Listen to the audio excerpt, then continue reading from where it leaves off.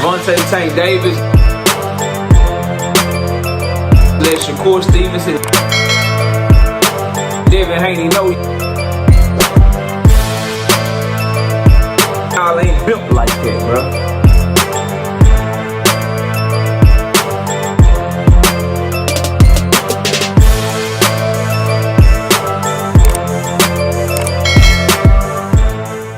David Benavidez and David Morrell, bro.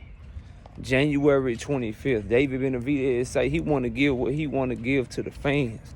And that's great fights and build his own legacy. David Benavidez shitting on Canelo Alvarez right now.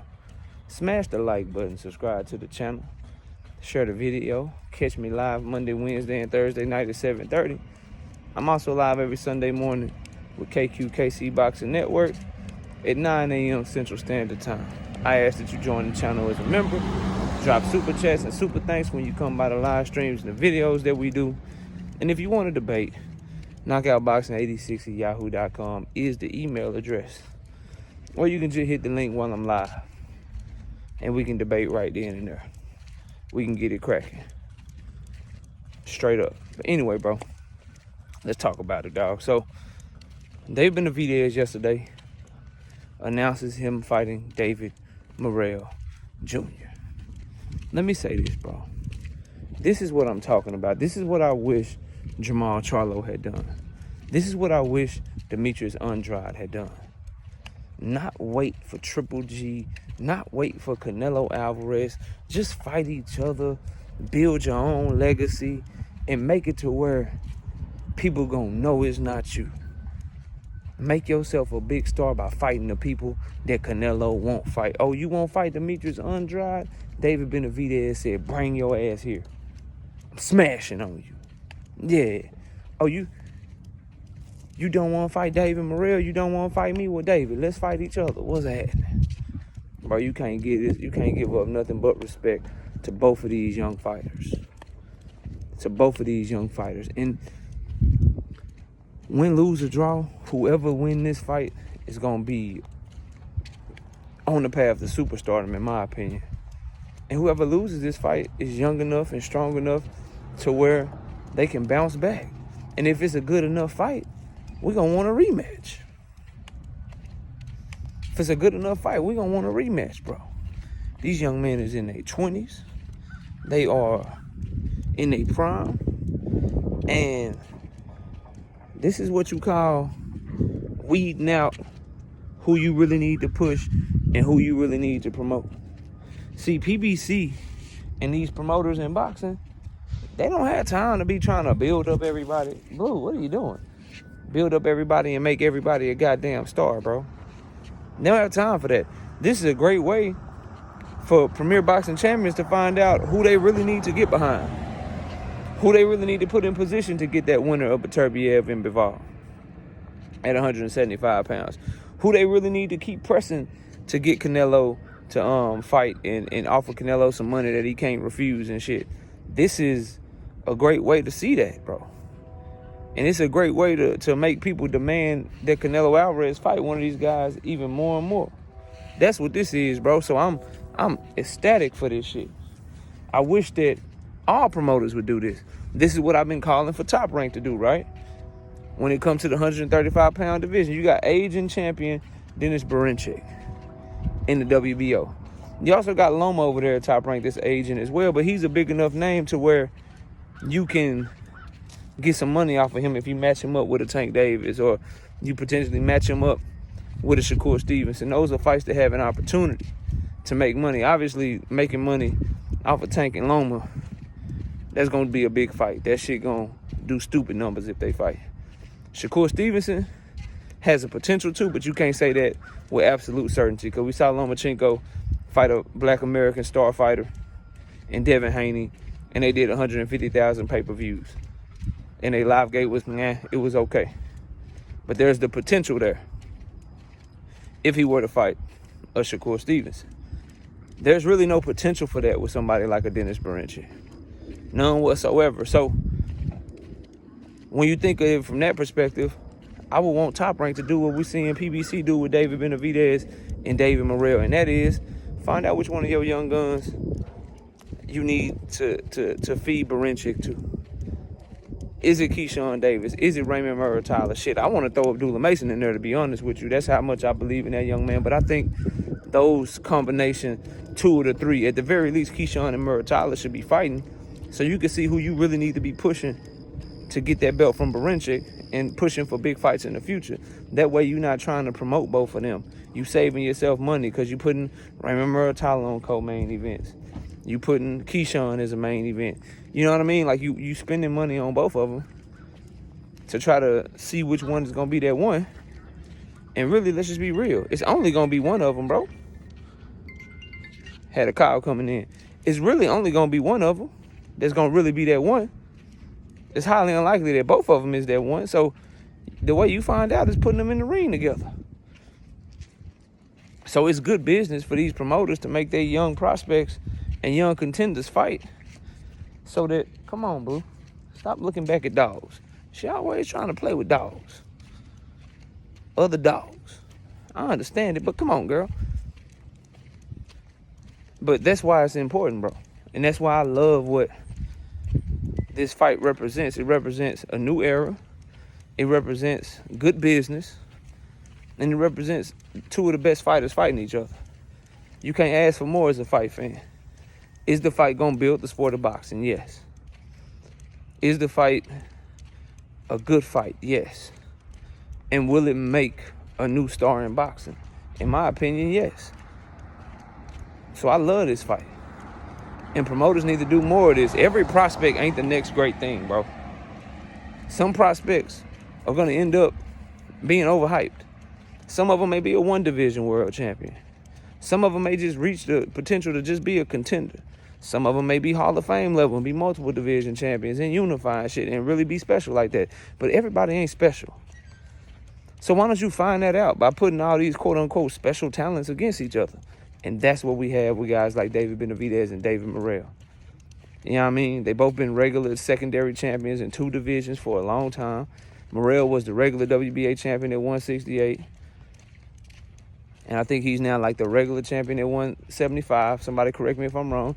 Then you got Benavidez. He was world champion at 168, but then he had to lose his belt on the scale and lose his belt because of some cocaine.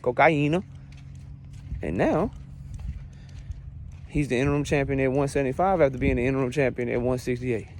Which one do you really want to get that shot at, Beterbiev and Bivol? Because they're signed to different promoters. So you got to send over the best person who got the best chance to win that fight so that you can try to get some leverage and get some control of the 175-pound division if you Premier Boxing champions. How do you know which one is the best? How do you know which one you need to put in the ring with Beterbiev if he wins so they can have a chance to beat him? How do you know which one you need to put in the ring with Dimitri Bivol if he wins so you can know who got the best chance to beat him? The way that you find that out is by letting your 2 people fight against each other. It makes perfect sense. Whoever wins this fight is set up to potentially be Fighter of the Year in 2025. I need y'all to understand that. This fight's supposed to be going down January 2025. Benavidez and Morrell. And whoever wins that fight is putting himself in position to potentially beat a top name in Morrell or Benavidez, then go on to fight the winner of Beterbiev and Bivol. And if they win that fight, it's going to be hard to top that for Fighter of the Year. Unless we get our Christmas wish and Tank Davis fight Shakur Stevenson and Lomachenko next year. You know what I mean? Terrence Crawford potentially becomes undisputed at 154 pounds next year. Or Terrence Crawford moves up to 168 and beats Canelo Alvarez. Those 2 really, if you're just looking at the lay of the land, assuming that obviously Tank has to beat Lamont Roach in December, but those will be the 3 guys that will be the front runners early, in my opinion. Betting favors, if you could bet on this shit, to win Fighter of the Year in 2025 would be the winner of Morrell and Benavidez, Tank Davis, if we can get him in the fights that we want to get him in, and people quit ducking him, and Terrence Bud Crawford, if he can either become undisputed at 154 pounds for the 3rd division, or if he can move up 2 weight classes and beat Canelo Alvarez. Those are your front runners in 2025 for Fighter of the Year. If they can have the years that they want to have, and they can get the fights that they hope that they get. That's how big this fight is. this fight between Morrell and Benavidez is so big that it could potentially make them fighter of the year and one of the top fighters in the world, and it could propel them. All right? Let me also say this. For a long time, hold on, I'm walking by some people, so I'll be right back. All right, my bad. As I was saying, bro, for a long time, I have favored Morrell over David Benavidez. I have, bro, for a long ass time. I'm not so sure no more, dog. I'm not so sure no more, dog. Based on their last two performances and the holes that Morrell has showed in his game, and how Benavidez had the 2024, I'm sorry, the 2023 that Benavidez had, and then what he did to a better opponent in Vosdick at 175. Bruh,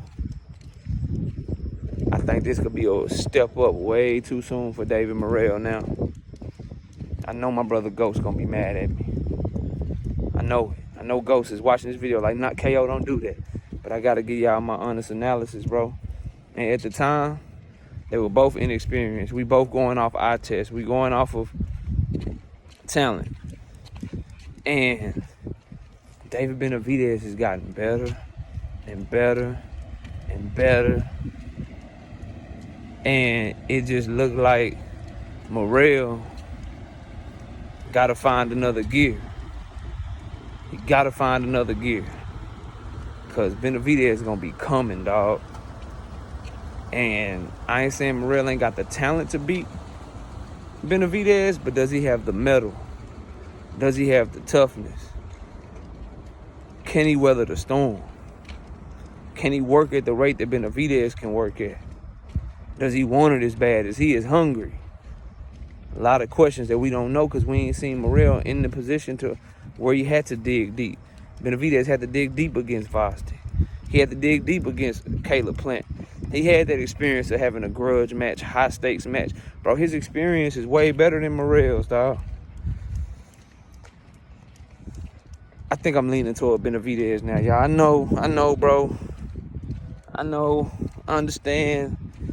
I've been a Morrell guy. I am still a Morrell guy. But Benavidez has impressed me lately, dog. And now that the fight is here, one fight I know what I'm going to get. Morrell's still an X factor, which makes him dangerous. But can we favor him over Benavidez? I'm not saying I'm picking Benavidez. I'm just saying favorite. Who should be the betting odds favorite? Who's the smart money on? The logical money. Logic will tell you probably Benavidez, dog. But I'm excited for this fight, man. Salute to both of these young fighters, giving us a great fight to start the year, a great fight that we want to see. And when you start looking at the next 3 months, we got Beterbiev and Bivol this weekend. Tim Zoo's coming back on the 19th. Conceição and Foster got their rematch on the 2nd, along with Raymond Muratalo on that card. Valdez and Navarrete Part 2 is going down, I believe. You got Keyshawn Davis, Abdullah Mason, both returning to the ring in November. You got Tank Davis in December, Monster Inoue in December. You got Benavidez and Morrell in January. And they saying Rayo versus Pitbull 2 supposed to be on that card as well. Come on, y'all. Come on, y'all. Come on, dog. And then PBC is supposed to have like 2 more cards that they about to announce. And then I saw that Jamel Charlo might be on the Tank card. Come on, y'all. Come on now. Tell me boxing ain't lit, bro. Tell me boxing ain't turning up. But I'm extremely excited. I can't wait for this fight. Salute to David Benavidez. Salute to David Morrell. And salute to Premier Boxing Champions for making this shit happen. Y'all let me know what y'all think, man. I'm ecstatic right now. We'll see y'all soon, though. We gone. Gervonta Tank Davis. Let Shakur Stevenson. Devin Haney know.